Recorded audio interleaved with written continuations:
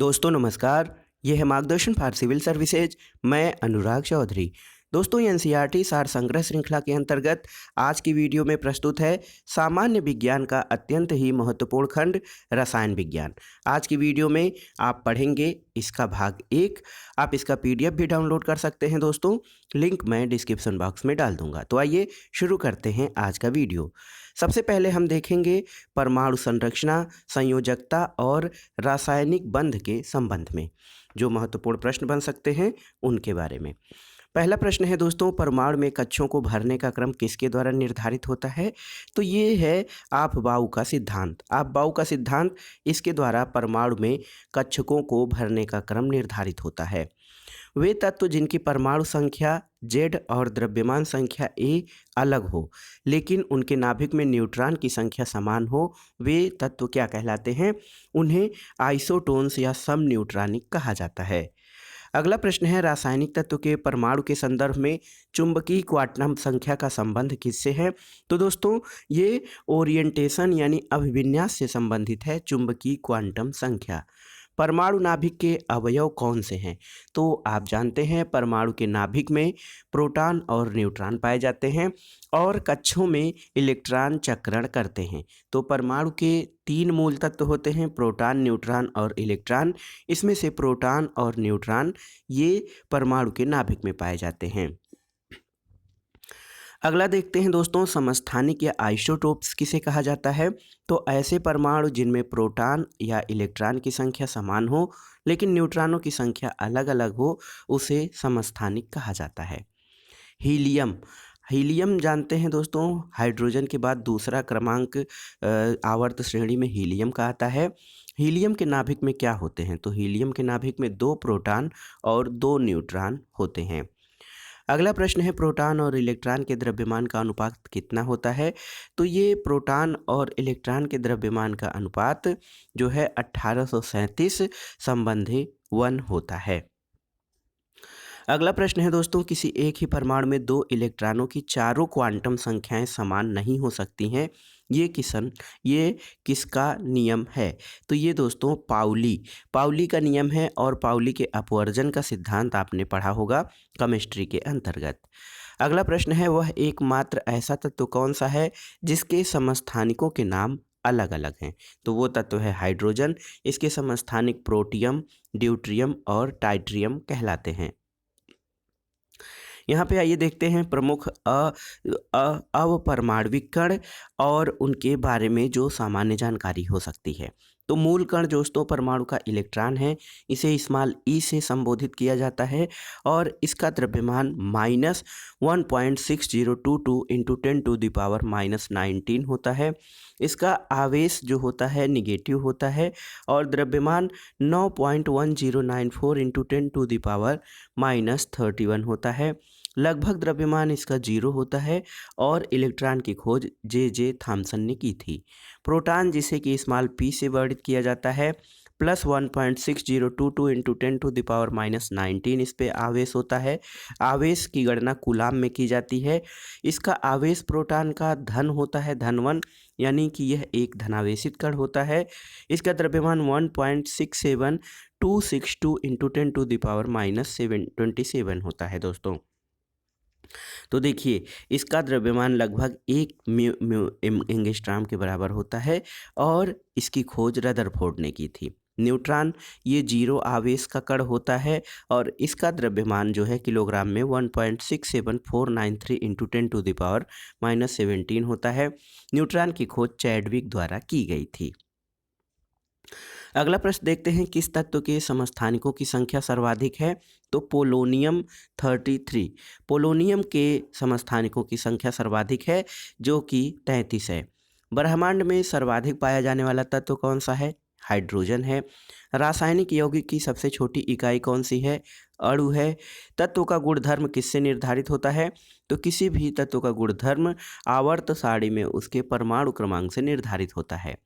किस मॉडल को आधुनिक भौतिकी की आधारशिला माना जाता है? तो ये है नील्स बोर का मॉडल। परमाणु के प्रोटॉन कहाँ स्थित होते हैं दोस्तों? तो ये नाभिक के भीतर होते हैं। आधुनिक आवर्त सारणी किसके द्वारा प्रस्तुत की गई थी? ये प्रस्तुत की गई थी मोज़ले के द्वारा। अगला प्रश्न है, वैद्युत संयोजन और सह संयोजन बंध किस में होते हैं? तो सल्फर डाइऑक्साइड में वैद्युत संयोजन बंध और सह संयोजन बंध होते हैं। आधुनिक रसायन विज्ञान का जनक किसे माना जाता है? बहुत ही महत्वपूर्ण है। तो एंटवाइन लेवाइजियर को आधुनिक रसायन विज्ञान का जनक कहा जाता है। डाल्टन ने अणु को क्या नाम दिया है? तो यौगिक परमाणु नाम डाल्टन द्वारा अणु को दिया गया है। एक ही तत्व के परमाणु का विभिन्न रासायनिक विन्यास दर्शाने की प्रवृत्ति जो है दोस्तों, ये अपररूपता कहलाती है। बंध कोण अधिकतम किस अणु में होता है? तो ये कार्बन डाइऑक्साइड में। हैलोजन हैलाइडों का बढ़ता आयनिक लक्षण क्या है? तो देखिए, सबसे कम हीलियम, फिर हाइड्रोजन ऑक्साइड, उसके बाद HBr यानी हाइड्रोजन ब्रोमाइड, फिर हाइड्रोक्लोरिक अम्ल और फ्लोराइड। ये हाइड्रोजन हैलाइडों का बढ़ता आयनिक लक्षण है। परमाणु संख्या 29 किससे संबंधित है? ये डी ब्लॉक से संबंधित है। उत्कृष्ट गैसों की संयोजकता कितनी होती है? तो दोस्तों, उत्कृष्ट गैसें या जो नोबेल गैसें होती हैं उनकी संयोजकता 0 होती है। ऑक्सीडेशन यानी ऑक्सीकरण की प्रक्रिया में ऑक्सीकृत तत्व की संयोजकता पर क्या प्रभाव पड़ता है? तो ये है, ऑक्सीकरण की प्रक्रिया में संयोजकता बढ़ती है। न्यूट्रिनो किस प्रकार का कण है? तो ये एक अस्थायी कण होता है। दोस्तों, मेंडलीव की आवर्त सारणी आप जानते हैं। मेंडलीव के आवर्त नियम के अनुसार तत्वों के भौतिक और रासायनिक गुण उनके परमाणु भारों के आवर्त फलन होते हैं। यहाँ पर आइए देखिए, केमिस्ट्री का जो बेसिक चीज़ें हैं, कोष, उपकोष, कक्षक और इलेक्ट्रॉनों की कुल संख्या। तो के कोष जो है दोस्तों, ये n=1 होता है। केवल एक सब सेल होता है इसमें और एक ऑर्बिट होता है। इलेक्ट्रॉनों की कुल संख्या 2 होती है। एल कोष n=2, इसमें 2 उपकोष होते हैं, S और P। इसमें कक्षकों की संख्या 4 होती है और इलेक्ट्रॉनों की संख्या ये 8 होती है। M कोष जो कि n=3 के बराबर माना जाता है। इसमें SPD 3 कक्षक होते हैं। जो कक्षक होते हैं, एक इसमें 9 होते हैं और इलेक्ट्रॉन 18 होते हैं। N कोष n=4 माना जाता है। इसमें 4 उपकोष होते हैं, SPDF, और इसमें कक्षकों की संख्या 16 होती है तथा इलेक्ट्रॉनों की संख्या 32 होती है। O कोष जो होता है दोस्तों, इसमें 5 उपकोष होते हैं, SPDFG, और इसमें कक्षकों की संख्या 25 तथा इलेक्ट्रॉनों की संख्या 50 होती है। P कोष में 6 उपकोष होते हैं, SPDGH, तो SPDFGH, और इसमें कक्षक 36 तथा इलेक्ट्रॉन 72 होते हैं। उसी प्रकार Q कोष, जिसको कि n=7 यानी कि 7 उपकोष होते हैं, SPDFGHI, और इसमें कक्षकों की संख्या 49 तथा इलेक्ट्रॉनों की संख्या 98 होती है। अगला प्रश्न है, सबसे मजबूत बंध कौन है? तो एकल बंध। बोर का परमाणु मॉडल किस नियम के विपरीत है? प्लांक सिद्धांत के विपरीत है। जब इलेक्ट्रॉन एक चुंबकीय क्षेत्र से गुजरता है तो उस पर क्या प्रभाव पड़ता है? इसकी ऊर्जा और वेग में वृद्धि होती है किसी इलेक्ट्रॉन के मैग्नेटिक एरिया से गुजरने के दौरान। संयोजकता का इलेक्ट्रॉनिक सिद्धांत किसने प्रतिपादित किया? कोसेल और लेविस ने 1916 में। किसी तत्व का परमाणु भार किसके बराबर होता है? तो तुल्यांकी भार इंटू संयोजकता के बराबर किसी तत्व का परमाणु भार है। दोस्तों, किस बंध में युक्त यौगिक समावयवता प्रदर्शित करते हैं? तो सहसंयोजी यौगिक और उपसहसंयोजी यौगिक जो है ये समावयवता प्रदर्शित कर सकते हैं। वे परमाणु जिनकी द्रव्यमान संख्या एक समान लेकिन परमाणु संख्या अलग अलग होती है उन्हें संभारिक या आइसोबार कहा जाता है। जैसे आर्गन और पोटेशियम 18Ar40 और पोटेशियम यानी 19K40, इनके परमाणु भार समान है, इनको संभारिक कहा जाता है। सहयोजक बंधों का निर्माण कैसे होता है? तो इलेक्ट्रॉनों की परस्पर साझेदारी द्वारा। सहसंयोजक यौगिकों के अणु आपस में किस बल से बंधे होते हैं? ये बल होता है दोस्तों वांडर वाल बल। वह कौन सा तत्व है जिसके अणु में सहसंयोजक बंध होते हुए भी विद्युत का सुचालक है? तो ये है ग्रेफाइट। ये कार्बन का एक अपर रूप है। अगला प्रश्न है धात्विक ठोसों में परमाणुओं के मध्य कौन सा बंध पाया जाता है? तो ये मेटालिक बॉन्ड या धात्विक बंध पाया जाता है। हाइड्रोजन, ऑक्सीजन, ओजोन, क्लोरीन आदि किस प्रकार के सहसंयोजक बंध से बनते हैं? तो ये नॉन पोलर बॉन्ड यानी अध्रुवीय बांध से बनते हैं। परमाणु की संरचना का आधुनिक विचार किसने दिया था? तो परमाणु संरचना का आधुनिक विचार एर्विन श्रोडिंगर ने 1926 में दिया था। अगला प्रश्न देखते हैं, ये है कि किसी कोष की क्रम संख्या क्या व्यक्त करती है? उस कोष के उपकोषों की संख्या को। आवोगाद्रो संख्या किसने ज्ञात की थी? जोसेफ लास्मिट। आवोगाद्रो नंबर जो है उसको ज्ञात करने में जोसेफ लास्मिट का योगदान रहा है। सोडियम क्लोराइड में कौन सा बंध होता है? तो यह है वैद्युत संयोजी बंध। किसी तत्व की परमाणु संख्या वस्तुतः क्या है? तो उसके नाभिक में उपस्थित प्रोटॉनों की संख्या किसी तत्व का परमाणु संख्या होती है। संयोजी कोष और संयोजी इलेक्ट्रॉन। दोस्तों, प्रत्येक परमाणु का बाह्यतम कोष उसका संयोजी कोष होता है और उस कोष में उपस्थित इलेक्ट्रॉन संयोजी इलेक्ट्रॉन कहलाते हैं। पदार्थ की नवीनतम खोज की अवस्था क्या है? तो आप जानते हैं पदार्थ की चार अवस्थाएं हैं, ठोस, द्रव, गैस और प्लाज्मा। इसके अलावा एक नवीनतम खोज है बोस-आइंस्टाइन संघनन। लोहे में जंग किस कारण लगता है? तो लोहे में जंग ऑक्सीकरण के कारण लगता है। रेडॉक्स अपक्रिया क्या है? ऑक्सीकरण और अपचयन की संयुक्त क्रियाएं रेडॉक्स अपक्रिया कही जाती हैं। अगला है किस बंध की बंध ऊर्जा अधिकतम होगी? तो ये है आयनिक बंध, इसकी ऊर्जा अधिकतम होती है। अगला प्रश्न है 20 न्यूट्रॉन एवं 18 इलेक्ट्रॉन वाला कण कौन सा है? तो ये है 18Ar38 यानी ये है आर्गन। परमाणु रिएक्टरों में प्रयुक्त यूरेनियम का परमाणु कौन सा है? तो यूरेनियम 235 का प्रयोग किया जाता है परमाणु रिएक्टरों में यूरेनियम परमाणु के रूप में।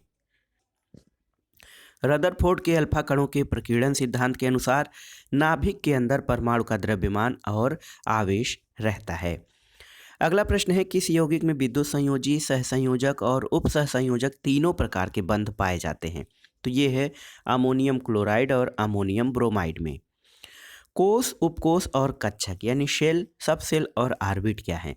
तो दोस्तों, इलेक्ट्रॉन जिन वृत्ताकार पथों पर चक्कर लगाते हैं उन्हें कोष या कक्षा कहते हैं। प्रत्येक कोष एक अथवा अधिक उपकोषों में विभाजित होता है जिन्हें SPDF अक्षरों से प्रदर्शित किया जाता है और ऐसा त्रिविमीय या 3 डायमेंशनल क्षेत्र जिसमें इलेक्ट्रॉन पाए जाने की प्रायिकता सर्वाधिक होती है वो कक्षक कहलाते हैं।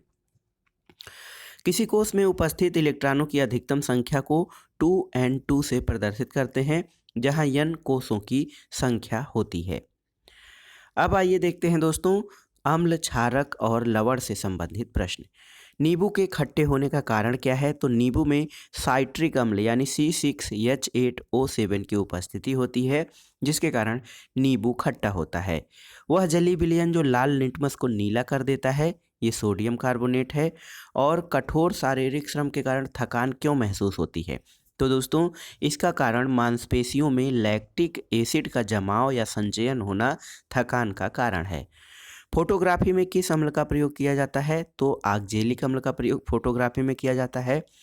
बेकिंग पाउडर के निर्माण में कौन सा अम्ल प्रयुक्त होता है? बेकिंग पाउडर के निर्माण में टार्टरिक अम्ल का प्रयोग किया जाता है। पेय सोडा को रासायनिक प्रकृति कैसी होती है? तो सोडा वाटर की रासायनिक प्रवृत्ति अम्लीय होती है। आयल ऑफ विट्रियाल किसे कहते हैं? सल्फ्यूरिक अम्ल या H2SO4 को आयल ऑफ विट्रियाल कहा जाता है। सेब में कौन सा अम्ल पाया जाता है? तो सेब में पाया जाने वाला अम्ल मैलिक अम्ल है। रसायन उद्योग में कौन सा अम्ल तेजाब के रूप में जाना जाता है? तेजाब को सल्फ्यूरिक अम्ल कहा जाता है। दोस्तों, बिरंजक चूर्ण या जिसे ब्लीचिंग पाउडर कहा जाता है इसका रासायनिक नाम कैल्शियम हाइपोक्लोराइट है और इसका रासायनिक सूत्र CaClO2 है। यह जल में पूर्णतः विलेय होता है। अगला प्रश्न देखते हैं नीला थोथा क्या है? तो कॉपर सल्फेट जो है, कॉपर सल्फेट का जो जलीय रूप है कॉपर सल्फेट CuSO4 × 5H2O नीला थोथा कहा जाता है। टूटी हुई हड्डियों को जोड़ने के लिए किस प्रयुक्त क्षारक का प्रयोग किया जाता है? कैल्शियम सल्फेट हेमीहाइड्रेट का। खाने का नमक किससे बनता है? तो शक्तिशाली अम्ल और शक्तिशाली क्षार से खाने का नमक बनता है।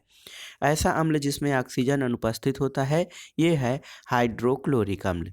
अम्लीय विलयन का पीएच मान कितना होता है? दोस्तों, अम्लीय विलयन जो होते हैं उनका पीएच मान, पीएच जिसको कि पावर ऑफ हाइड्रोजन कहा जाता है, तो देखिए अम्लीय विलयन जो होता है ये 7 से कम होते हैं इनका पीएच मान।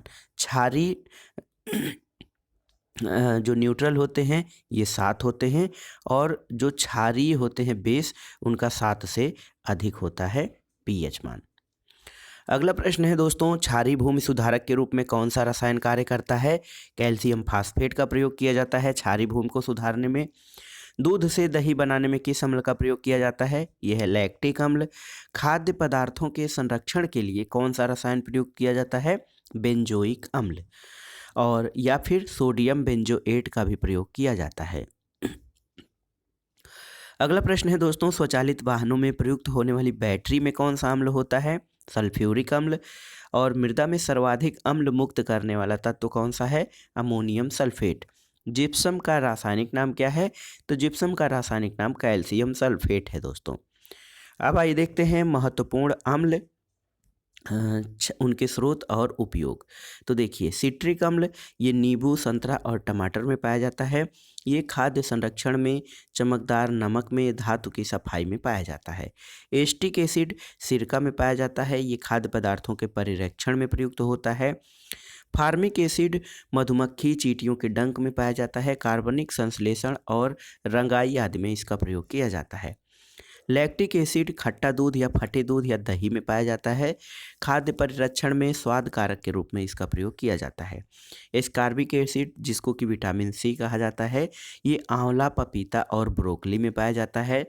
टार्टरिक अम्ल कच्चा आम, अंगूर, इमली, केला और अनानास में पाया जाता है। ये खाद्य पदार्थों में एंटीऑक्सीडेंट के रूप में प्रयुक्त किया जाता है। ऑक्जेलिक अम्ल दोस्तों ये पालक और टमाटर में, कपड़ों की रंगाई में, बेकिंग पाउडर में, फोटोग्राफी में और जंग को हटाने में प्रयुक्त किया जाता है। नाइट्रिक अम्ल फिटकरी और सोरा में पाया जाता है। और एक्वारेजिया यानी 3 भाग हाइड्रोक्लोरिक अम्ल और 1 भाग नाइट्रिक अम्ल का जो है प्रयोग एक्वारेजिया उत्पादन में किया जाता है। बोरिक एसिड ये बोरेक्स और ओरासाइट तथा शराब में पाया जाता है। गेहूं संरक्षण, फाइबर ग्लास के निर्माण और कीटाणु और लुब्रिकेंट के रूप में बोरिक एसिड का प्रयोग किया जाता है। लुईस इलेक्ट्रॉनिक सिद्धांत के अनुसार दोस्तों अम्ल वह यौगिक है जिसमें इलेक्ट्रॉन युग्म स्वीकार करने की प्रवृत्ति होती है। अगला है कृत्रिम वर्षा या आर्टिफिशियल रेन कराने के लिए किस रसायन का प्रयोग किया जाता है? सिल्वर आयोडाइड का। कॉपर सल्फेट का जलीय विलयन अम्लीय क्यों होता है? तो जल अपघटन के कारण। जल की कठोरता किन पदार्थों से दूर की जाती है?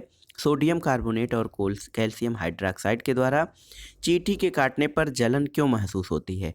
तो दोस्तों चींटी के द्वारा मानव शरीर में फार्मिक एसिड का स्राव किया जाता है जिसके कारण जलन महसूस होती है। कौन सी गैस अग्निशामक या अग्नि बुझाने के रूप में प्रयुक्त की जाती है? ये कार्बन डाइऑक्साइड है। और मुख में उपस्थित लार जो सैलिवा है उसका पीएच मान कितना होता है? तो ये लगभग 7.5 के बराबर होता है। दोस्तों अम्ल जो है नीले लिटमस पेपर को लाल रंग में, और क्षार जो होते हैं वो लाल लिटमस पेपर को नीले रंग में बदल देते हैं। घरों में सिरका कैसे बनता है? तो ये फर्मेंटेशन होता है स्टार्च का किण्वन, इसके द्वारा घरों में सिरका निर्माण किया जाता है। कोको कोला में किस अम्ल की उपस्थिति के कारण खट्टा स्वाद होता है? तो ये फास्फोरिक अम्ल होता है। शुद्ध जल का पीएच मान कितना होता है? ये दोस्तों शुद्ध जल का पीएच मान 7 होता है। अचार के परिरक्षण के लिए उसमें कौन सा अम्ल मिलाया जाता है? तो उसमें एसिटिक एसिड या सिरका मिलाया जाता है। अम्लों और क्षारों की पहचान के लिए मुख्यतः किन पदार्थों का प्रयोग किया जाता है? तो दोस्तों लिटमस पेपर, फिनाप्थलीन और मेथिल ऑरेंज का प्रयोग अम्ल और क्षारों के पहचान के लिए किया जाता है। देखिए क्षारक जो है लाल लिटमस पेपर को नीले रंग में, मेथिल ऑरेंज को पीले रंग में और फिनाप्थलीन को गुलाबी रंग में परिवर्तित कर देते हैं। वायु में किसके अधिक सांद्रण के कारण अम्ल वर्षा होती है? तो वायु में सल्फर डाइऑक्साइड और नाइट्रोजन डाइऑक्साइड के उपस्थिति या उसके अधिक सांद्रण के कारण अम्ल वर्षा होती है। मैग्नीशियम हाइड्रोक्साइड का जलीय विलयन क्या कहलाता है? तो ये मिल्क ऑफ मैग्नीशिया कहलाता है, मैग्नीशियम हाइड्रोक्साइड का जलीय विलयन। किसके द्वारा पीएच मान को सबसे पहले मापा गया था? ये सोरेनसन के द्वारा पीएच मान को मापा गया था। गंध सूचकों के रूप में मुख्यतः प्याज और वनीला का प्रयोग किया जाता है दोस्तों। अगला प्रश्न देखते हैं। अगला प्रश्न लक्षण और उपयोग, लवण और उपयोग। तो सोडियम क्लोराइड, जिसको साधारण नमक कहा जाता है, NaCl है, ये भोजन निर्माण और अचार के परिरक्षण के लिए और अत्यधिक ठंडे देशों में जमी हुई बर्फ को पिघलाने के लिए किया जाता है। सोडियम हाइड्रोक्साइड NaOH, जिसको कि कास्टिक सोडा कहा जाता है, इसका जो प्रयोग है साबुन, कागज और डिटर्जेंट के निर्माण में, पेट्रोलियम शोधन में और कपड़ा निर्माण उद्योग में किया जाता है। कैल्शियम हाइड्रोक्साइड, जिसे चूने का पानी कहा जाता है, इसका प्रयोग चमड़ा उद्योग में अम्लीय मृदा, जल और गंदे नालों के उपचार में होता है। पोटेशियम कार्बोनेट कांच, कागज, साबुन और ईंट निर्माण उद्योग में प्रयोग किया जाता है। सोडियम बाइकार्बोनेट, या जिसको कि बेकिंग सोडा भी कहा जाता है, ये अग्निशामक में, भोजन निर्माण में और खमीर बनाने में होता है। विरंजक चूर्ण का प्रयोग स्विमिंग पूल की सफाई में, पेयजल को कीटाणु शोधन में और ब्लीचिंग एजेंट के रूप में किया जाता है। कैल्शियम सल्फेट हेमीहाइड्रेट दोस्तों, ये टूटी हुई हड्डियों को जोड़ने में, यानी प्लास्टर निर्माण में, गृह निर्माण में और सतह को चिकना बनाने में, खिलौनों के निर्माण में किया जाता है। अगला प्रश्न है दोस्तों, स्वर्णकारों द्वारा आभूषण निर्माण की प्रक्रिया में जो एक्वारेजिया है, किन रसायनों से मिलता है? तो एक्वारेजिया का निर्माण नाइट्रिक अम्ल और हाइड्रोक्लोरिक अम्ल से किया जाता है। लिटमस पेपर, जिसको कि अम्ल क्षार संसूचक के रूप में प्रयुक्त किया जाता है, ये किससे प्राप्त किया जाता है? लाइकेन से। शुद्ध जल में हाइड्रोजन आयन के सांद्रण का मान कितना होता है? तो 10⁻⁻7 होता है शुद्ध जल में हाइड्रोजन आयन के सांद्रण का मान। एक अज्ञात गैस जल में शीघ्रता से घुल जाती है। गैस युक्त जलीय घोल में लाल लिटमस नीला हो जाता है। यह गैस हाइड्रोजन क्लोराइड के साथ सफ़ेद धूम्र बनाती है। ये अज्ञात गैस कौन सी है? तो दोस्तों ये है अमोनिया गैस, जिसका कि फार्मूला NH3 होता है। आइए देखते हैं कुछ सामान्य पदार्थों के पीएच मान। जो समुद्री जल है, इसका पीएच मान 8.4, खून का 7.4, लार का 6.5 और दूध का 6.4 होता है। देखिए, समुद्री जल और रक्त क्षारीय होते हैं। लार और दूध जो हैं ये आपके अम्लीय होते हैं। मूत्र भी अम्लीय प्रकृति का होता है, जिसका पीएच मान 6 है। शराब 2.8 पीएच मान इसका होता है। सिरके का 2.4 और नींबू का 2.2 होता है। अगला प्रश्न है दोस्तों, कपड़े से जंग के दाग को हटाने के लिए ऑक्जेलिक अम्ल के विलयन का प्रयोग किया जाता है। रसायन विज्ञान के अंतर्गत आइए अब जानते हैं धातुएं यानी मेटल से संबंधित प्रश्न। किस धातु की विद्युत चालकता सर्वाधिक होती है? वो है चांदी। मोती का रासायनिक संरचना, कैल्शियम कार्बोनेट जो होता है वो मोती की रासायनिक संरचना, यानी इसी तत्व से कैल्शियम का निर्माण होता है। सबसे हल्की और सबसे भारी धातु कौन सी है? तो सबसे हल्की धातु लिथियम है और सबसे भारी ऑस्मियम है। सबसे भारी प्राकृतिक तत्व कौन सा है? यूरेनियम। मोनाजाइट जो है ये दोस्तों नाभिकीय ईंधन के रूप में प्रयोग किया जाता है। तो मोनाजाइट बालू किसका प्रमुख अयस्क है? ये थोरियम का अयस्क है। मोती के मुख्य अवयव कौन से हैं? तो एरागोनाइट और कांचियोलिन मोती के प्रमुख अवयव हैं। चाकू से काटी जाने वाली धातुएं कौन सी हैं? सोडियम और पोटेशियम। अत्यधिक कोमल खनिज टाल्क किससे निर्मित होता है? तो दोस्तों टाल्क जो है मैग्नीशियम सिलिकेट से निर्मित होता है। भविष्य की धातु किसे कहा जाता है? टाइटेनियम को। टाइटेनियम हल्का होता है और स्टील से कई गुना भारी होता है, जिस कारण से इसे भविष्य की धातु कहा जाता है। दोस्तों आतिशबाजी में जो प्रयोग किया जाता है बेरियम, इससे हरा रंग और स्ट्रांसियम से गहरा लाल रंग उपस्थित होता है। अगला प्रश्न है सिनेबार किसका अयस्क है? ये लेड का। औजार निर्माण के लिए सर्वप्रथम किस धातु की खोज की गई थी? तांबा का। क्रायोलाइट और बॉक्साइट किस धातु के अयस्क हैं? तो आप जानते हैं क्रायोलाइट और बॉक्साइट एल्यूमिनियम के अयस्क हैं। अयस्कों से धातु के निष्कर्षण का विज्ञान क्या कहलाता है? तो ये दोस्तों धातु कर्म विज्ञान कहा जाता है।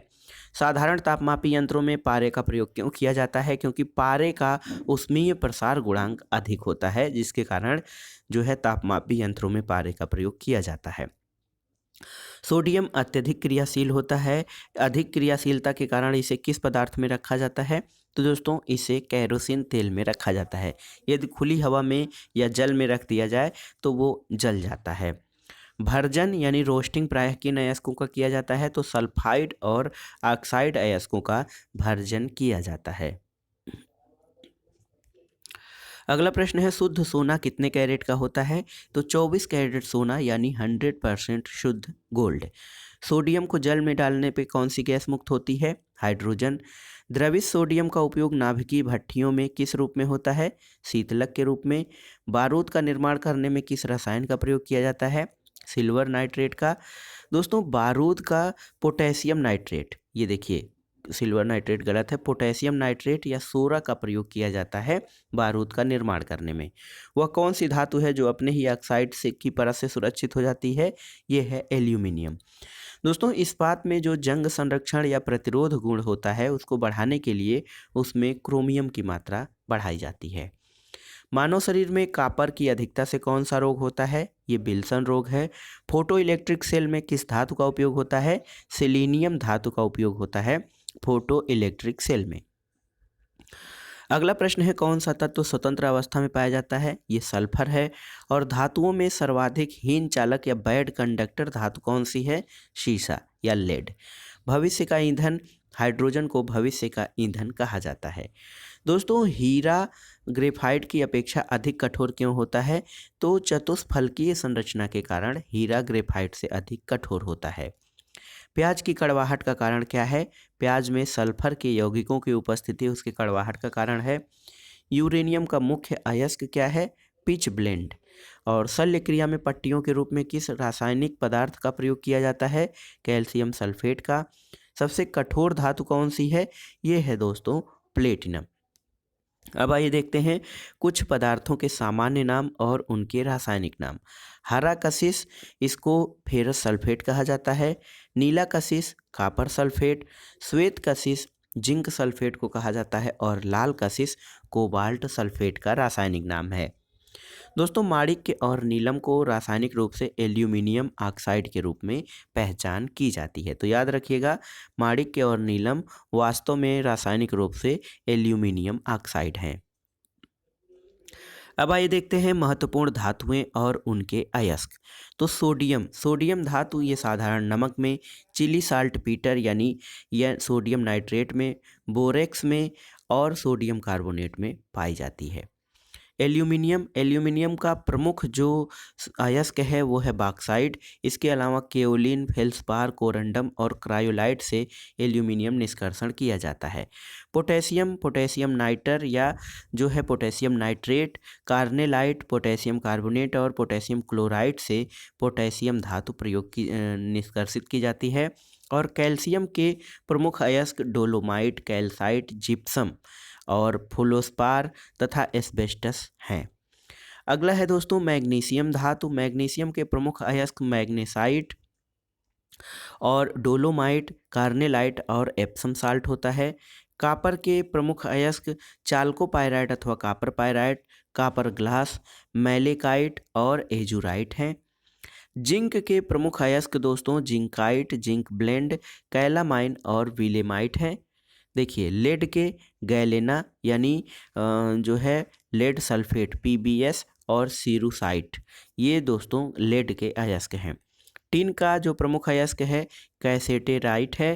कैडमियम का ग्रीनोसाइट, निकेल का मिलेराइट और मैग्नीज का पायरोलुसाइट और मैग्नेटाइट मैग्नीज के अयस्क हैं। आयरन के प्रमुख अयस्कों में दोस्तों हेमेटाइट, लिमोनाइट, मैग्नेटाइट और आयरन पायराइट तथा कॉपर पायराइट हैं। मरकरी का प्रमुख अयस्क सिनेबार है। पारा सिनेबार से निष्कर्षित किया जाता है। चांदी के प्रमुख अयस्क रूबी सिल्वर और हार्न सिल्वर हैं। इसके अलावा गोल्ड गोल्ड के प्रमुख अयस्क कैल्वेराइट और सिल्वेनाइट हैं। यूरेनियम कार्नेटाइट और प्लिचबैंड से निष्कर्षित होता है और थोरियम दोस्तों मोनाजाइट बालुका से निष्कर्षित किया जाता है। मोबाइल फ़ोन की बैटरी में किस धातु का प्रयोग किया जाता है? तो ये लिथियम आयन बैटरी होती हैं। क्विक लाइम का रासायनिक नाम क्या है? Calcium oxide. परमाणु घड़ियों में टाइम कीपर के रूप में किस धातु का प्रयोग किया जाता है? सीजियम परमाणु का। और मतदाता की अंगुली में लगाई जाने वाली स्याही के निर्माण में किस रासायनिक यौगिक का प्रयोग किया जाता है? ये है दोस्तों सिल्वर नाइट्रेट। क्वार्ट्ज क्वार्ट्ज का रासायनिक नाम क्या है? तो ये देखिए क्वार्ट्ज का रासायनिक नाम सोडियम सिलिकेट होता है। पर्ल एस किस रासायनिक यौगिक को कहा जाता है? पोटेशियम कार्बोनेट को। जिंक सल्फेट का प्रयोग सामान्यतः किस रूप में किया जाता है? तो दोस्तों ये एंटी फंगल यानी कवकनाशी के रूप में जिंक सल्फेट का प्रयोग किया जाता है।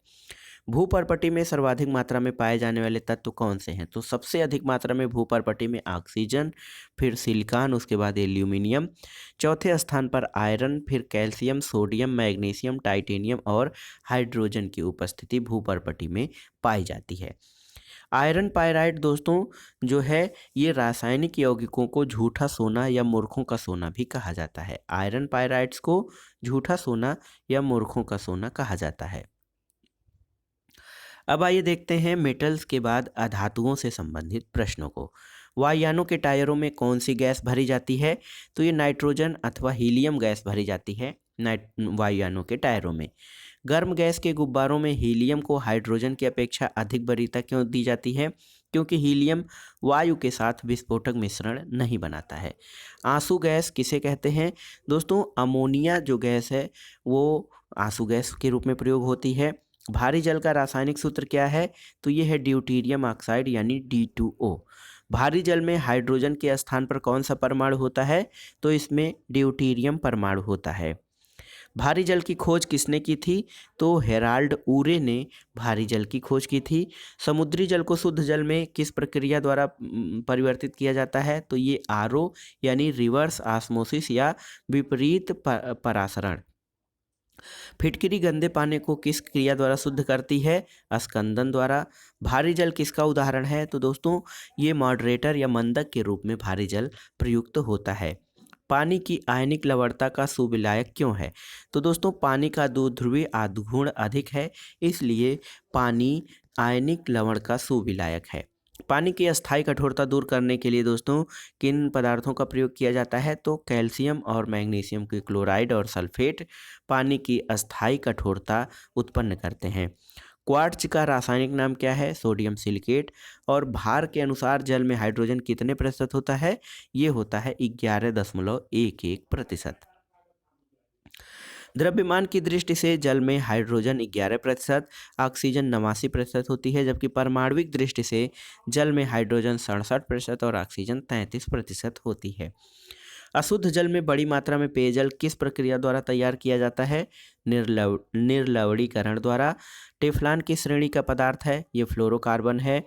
वायुमंडल में किस गैस की प्रतिशत मात्रा में सबसे कम है? तो ये कार्बन डाइऑक्साइड की प्रतिशत मात्रा सबसे कम है। वायुमंडल में नाइट्रोजन गैस लगभग कितने प्रतिशत है? तो ये 78% के लगभग है नाइट्रोजन गैस। अगला प्रश्न है दोस्तों सल्फर हेक्साक्लोराइड अणु का आकार कैसा होता है? तो ये अष्टफलकीय आकार का होता है। हीरा किस तत्व का अपर रूप है? कार्बन का। जल में आसानी से घुलनशील पदार्थ कौन है? अमोनिया है। सिंदूर का रासायनिक सूत्र क्या है? Pb3O4। लेड ऑक्साइड दोस्तों ये सिंदूर का रासायनिक सूत्र है। सामान्य ताप पर आयोडीन किस अवस्था में पाया जाता है? ठोस अवस्था में। और भारी मशीनों में जो है ग्रेफाइट को स्नेहक या लुब्रिकेंट के रूप में प्रयोग किया जाता है। पेंसिल का लेड किस पदार्थ का बना होता है? ग्रेफाइट का। किस प्रकार के कोयले में कार्बन की मात्रा सर्वाधिक होती है? एंथ्रेसाइट कोयले में। किस प्रकार के कोयले में कार्बन का अंश निम्नतम होता है? लिग्नाइट कोयले में। हैलोजनों में सबसे अधिक अभिक्रियाशील या रिएक्टिव तत्व कौन सा है? फ्लोरीन होता है। वह हाइड्रोजन जिसका प्रयोग पीड़ाहारी की तरह किया जाता है ये ब्रोमीन है। कोयले के जलने से कौन सी गैस निकलती है? Carbon dioxide. हाइड्रोजन को जलाने से क्या प्राप्त होता है? तो हाइड्रोजन को जलाने से जल प्राप्त होता है यानी हाइड्रोजन ऑक्साइड। अगला प्रश्न है कोयले को जलाने से कौन सी गैस निकलती है? Carbon dioxide. ट्यूबलाइट में निम्न दाब पर कौन सी गैस भरी जाती है? नियान और पारावाष्प। ऑक्सीजन की खोज किस वैज्ञानिक के द्वारा की गई थी? तो ये प्रिस्टले के द्वारा ऑक्सीजन की खोज की गई थी। दोस्तों, जल की अस्थायी कठोरता कैल्शियम और मैग्नीशियम के बाइकार्बोनेट की उपस्थिति के कारण होती है, जबकि कैल्शियम और मैग्नीशियम के सल्फेटों की उपस्थिति के कारण जल में अस्थायी कठोरता या परमानेंट जो है कठोरता होती है। वायु की मुख्य संगठक गैसें कौन सी हैं? तो वायु में नाइट्रोजन, ऑक्सीजन और कार्बन डाइऑक्साइड पाया जाता है। गोताखोरों द्वारा गहरे समुद्र में सांस लेने के लिए ऑक्सीजन के साथ किस गैस को मिश्रित किया जाता है? तो हीलियम गैस को। अब आइए देखते हैं हाइड्रोजन के प्रमुख समस्थानिक। देखिए, हाइड्रोजन का पहला समस्थानिक 1H1 अथवा H, जिसको कि सामान्य हाइड्रोजन कहा जाता है। इसका नाम प्रोटियम है। इसमें एक इलेक्ट्रॉन, एक प्रोटॉन और कोई न्यूट्रॉन नहीं होता है। ड्यूटीरियम, जिसको कि भारी हाइड्रोजन या भारी जल कहा जाता है, ये भारी जल का जो निर्माण है नाभिकीय के संयंत्रों में किया जाता है। इसके लिए किया जाता है 1H2 अथवा D इसका संकेतक है। इसमें एक प्रोटॉन, एक इलेक्ट्रॉन और एक न्यूट्रॉन पाए जाते हैं। टाइट्रियम, जिसका कि सूत्र 1S3 अथवा T है, यह हाइड्रोजन का रेडियो एक्टिव समस्थानिक है। इसमें एक इलेक्ट्रॉन, एक प्रोटॉन और दो न्यूट्रॉन पाए जाते हैं।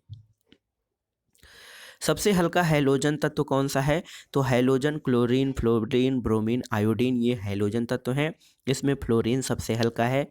ब्लीचिंग पाउडर का रासायनिक नाम क्या है? कैल्शियम हाइपोक्लोराइड, CaOCl या CaClO जो है, इसको ब्लीचिंग पाउडर कहा जाता है। एक सामान्य शुष्क बैटरी में विद्युत अपघट्य क्या होता है?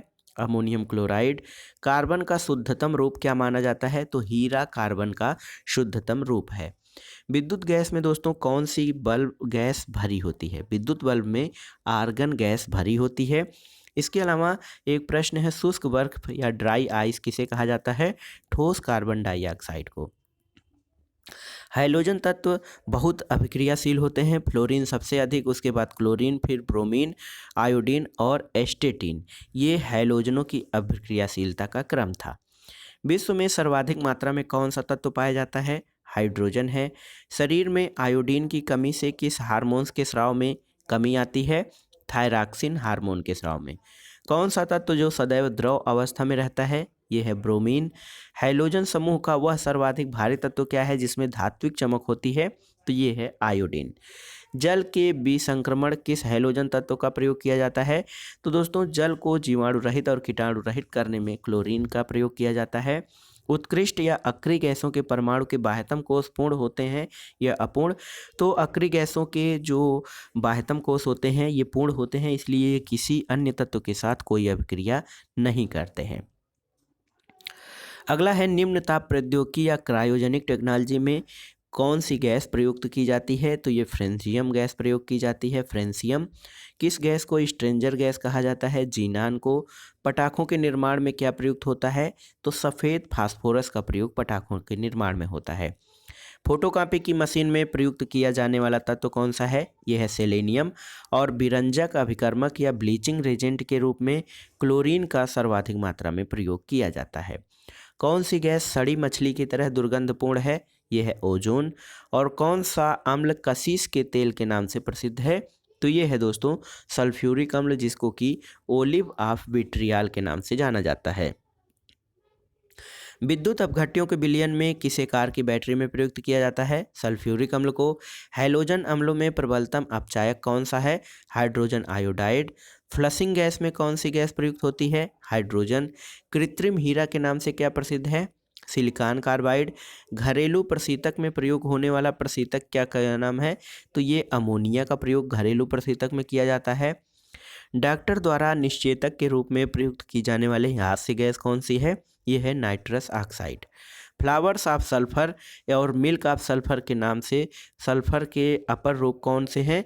तो ये है अल्फा सल्फर। अगला प्रश्न है, किस हैलोजन का प्रयोग कीटनाशक और दर्द निवारक के रूप में औषधि बनाने में होता है? आयोडीन का प्रयोग। और कौन सी उत्कृष्ट गैस वायुमंडल में नहीं पाई जाती है? तो ये है रेडान गैस। दोस्तों, हीलियम, आर्गन और नियान वे उत्कृष्ट गैसें हैं जो किसी भी अवस्था में यौगिक का निर्माण नहीं करती हैं। याद रखिएगा, हीलियम, आर्गन और नियान। मौसम संबंधी अध्ययन किए जाने वाले गुब्बारों में कौन सी गैस भरी होती है? ये है हीलियम। हाइड्रोजन के समस्थानिक में कौन सा रेडियो सक्रिय समस्थानिक होता है? तो ये होता है टाइट्रियम। वनस्पति तेल से वनस्पति घी बनाने में प्रयुक्त होने वाली गैस कौन सी है? Hydrogen gas. और इसमें निकिल उत्प्रेरक मिलाया जाता है। इसके अलावा माचिसों में किस रसायन का प्रयोग किया जाता है? तो ये दोस्तों लाल फास्फोरस का प्रयोग किया जाता है। कृत्रिम गर्भाधान के लिए पशुओं के वीर्य या सीमन को सुरक्षित रखने के लिए उसे द्रवित नाइट्रोजन यानी लिक्विड नाइट्रोजन में रखा जाता है। अब आइए मिश्र धातु और उपधातुओं से संबंधित प्रश्नों को देखते हैं। मिश्र धातु में किस पदार्थ के सम्मिश्रण से स्टेनलेस स्टील अचुंबकीय हो जाता है? तो निकिल के प्रयोग से स्टेनलेस स्टील अचुंबकीय हो जाता है। मिश्र धातु यौगिक और विलयन दोनों रूपों में हो सकती है। वायुयान का ढांचा बनाने में किस मिश्र धातु का प्रयोग किया जाता है? तो ये डूरेलुमिन का प्रयोग किया जाता है वायुयान का ढांचा बनाने में। गैसोहाल किन पदार्थों का मिश्रण है? एथिल अल्कोहल और पेट्रोल का। टांका किसका मिश्रण होता है? टांका चढ़ाने या वेल्डिंग में सीसा और टिन का प्रयोग किया जाता है। गैल्वेनाइज्ड लोहे पर किस पदार्थ का लेप किया जाता है? तो ये जस्ते का लेप किया जाता है गैल्वेनाइज्ड लोहे पर, जिसको कि गैल्वेनाइज्ड आयरन या जीआई कहा जाता है। पीतल किन धातुओं के मिश्रण से बनी होती है? तांबा और जस्ता। तांबा और टिन के मिश्रण से कौन सी धातु बनती है? तो ये बनता है कांसा। और स्टील को कठोरता प्रदान करने के लिए उसमें क्या मिलाया जाता है? तो स्टील को कठोरता प्रदान करने के लिए उसमें कार्बन अधिक मात्रा में मिलाया जाता है। दोस्तों मिश्र धातुएं जो होती हैं वो अधिक शक्तिशाली, संक्षारण प्रतिरोधी और धातुओं की तुलना में अधिक लागत प्रभावी होती हैं। जंग रहित लोहा बनाने में कौन सी धातु प्रयोग होती है? यह है क्रोमियम। रासायनिक दृष्टि से सिंदूर किसका मिश्रण है? मर्क्यूरिक सल्फाइड का मिश्रण है सिंदूर। हवाई जहाज और रेल के डिब्बों में पुर्जों के रूप में किस धातु से निर्मित मिश्र धातु का प्रयोग किया जाता है? तो ये एल्यूमिनियम से मिश्रित मिश्र धातु का प्रयोग किया जाता है। सिलिकॉन और ऑक्सीजन का संयुक्त रूप क्या कहलाता है? तो ये है सिलिकॉन डाइऑक्साइड। जल और चाक के मिश्रण को किस विधि के द्वारा पृथक किया जाता है? तो ये है दोस्तों अवसादन या सेडिमेंटेशन के द्वारा। फाइबर ग्लास को विद्युत रोधी बनाने के लिए कौन सी उपधातु प्रयुक्त होती है? बोरान। कौन सी उपधातु शुद्ध रूप में एल्यूमिनियम के समान दिखाई देती है? ये है सिलिकॉन। अगला प्रश्न है लेड एलईडीज में प्रयुक्त किया जाने वाला गैलियम आर्सेनाइड किस उपधातु का यौगिक है? ये आर्सेनिक का यौगिक है। कौन सी उपधातु पेयजल में मिश्रित होकर मानव स्वास्थ्य के लिए घातक होती है? तो ये है आर्सेनिक। पुनर्लेखन योग्य या रीराइटेबल सीडी और डीवीडी के निर्माण में कौन सी उपधातु प्रयुक्त होती है? ये है दोस्तों टेल्यूरियम उपधातु। धब्बा रहित स्टील या स्टेनलेस स्टील बनाने के लिए लोहे के साथ क्रोमियम 10%, मैग्नीज 0.35% और कार्बन 0.25% आदि धातुओं का प्रयोग किया जाता है। कैमरा और सूक्ष्मदर्शी के लेंस में किस उपधातु का प्रयोग किया जाता है? जर्मेनियम का। ट्रांजिस्टर और कंप्यूटर चिप के निर्माण में किस उपधातु का प्रयोग किया जाता है? सिलिकॉन का। मैग्नीशियम किन धातुओं की मिश्र धातु है? तो ये एल्यूमिनियम, मैग्नीशियम और आयरन की मिश्र धातु है मैग्नीशियम। स्टील, पीतल, कांसा और तांबा में कौन सी मिश्र धातु नहीं प्रयुक्त होती है? इसमें तांबा। और स्टील, पीतल और कांसा मिश्र धातु हैं, जबकि तांबा मिश्र धातु नहीं है। अमलगम क्या होता है? पारे के साथ किसी अन्य धातु का मिश्रण अमलगम कहलाता है। सर्वाधिक मात्रा में सिलिका का प्रयोग किस प्रकार के कांच के निर्माण में होता है? क्वार्ट्ज कांच के निर्माण में। जर्मन सिल्वर में कौन सी धातुएं होती हैं? तो दोस्तों जर्मन सिल्वर में तांबा, जस्ता और निकिल होता है। याद रखिएगा जर्मन सिल्वर में सिल्वर नहीं पाया जाता है। पेयजल में आर्सेनिक की कितनी मात्रा सुरक्षित मानी जाती है? 10 भाग प्रति बिलियन मात्रा सुरक्षित है। इससे ऊपर वो जल हानिकारक या मानव स्वास्थ्य के लिए नुकसानदेह हो जाएगा। अगला प्रश्न है दोस्तों पीतल, कांसा और जर्मन सिल्वर में कौन सी उभय घटक धातु के रूप में कौन सी धातु उपस्थित होती है? तो ये है तांबा। दोस्तों धातु अधातुओं के अलावा उपधातुओं की श्रेणी होती है, जिसमें boron, arsenic, polonium, silicon, antimony, germanium और टेल्यूरियम को उपधातु कहा जाता है। इनकी संख्या 7 है। दोस्तों लोहा उच्च धात्विक बंधक या हाई मेटेलिक बॉन्ड के कारण अमलगम का निर्माण नहीं करता है। अब आइए कुछ सामान्य मिश्र धातुओं के बारे में जानते हैं। कांसा ये मानव निर्मित प्रथम मिश्र धातु है। इसमें तांबा 88% और 12% टिन का मिश्रण होता है। कांसे का निर्माण मूर्ति, सिक्के और बर्तन के निर्माण में होता है। पीतल में तांबा 70% और जिंक 30% होता है। बैंड बाजा, घंटी, बर्तन, मूर्तियों के निर्माण में पीतल का प्रयोग किया जाता है। गन मेटल जो है तांबा, टिन और जिंक का मिश्रण है। मूर्तियां, दांतेदार गियर और बटन आदि बनाने में इसका प्रयोग किया जाता है।